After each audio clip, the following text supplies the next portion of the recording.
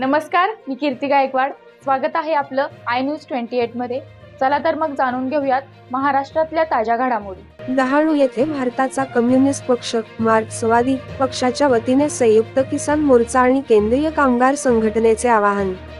पालघर जिल्ह्यातील डहाणू तालुक्यात दिनांक 16 फेब्रुवारी 2024 रोजी केंद्र सरकारच्या कामगार शेतकरी विरोधी आणि देशविघातक धोरणाच्या निषेधार्थ करण्यासाठी दिनांक 16 फेब्रुवारी 2024 रोजी डहाणू सागर नाका समोर रास्ता रोको आंदोलन करण्यात आले.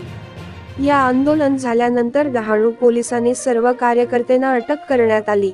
त्यानंतर सर्व कार्यकर्ते पोलीस स्टेशन मध्ये घेराव करण्यात आले आणि यावेळी उपस्थित कॉम्रेड विनोद निकोले डहाणू विधानसभा मतदारसंघातील आमदार तसेच भारताचा कम्युनिस्ट पक्ष मार्क्सवादी च्या तालुका सेक्रेटरी कॉम्रेड रडका कलागडा आणि किसान सभा जिल्हा अध्यक्ष कॉम्रेड चंद्रकांत घोरखना, राष्ट्रवादीचे राजू माच्छी, रमेश घुटे, राजेश दळवी, दत्ता भोडवा, जनवादी महिला संघटनेचे लता घोरखना, धैर्येश आकरे असे सर्व कार्यकर्ते उपस्थित होते.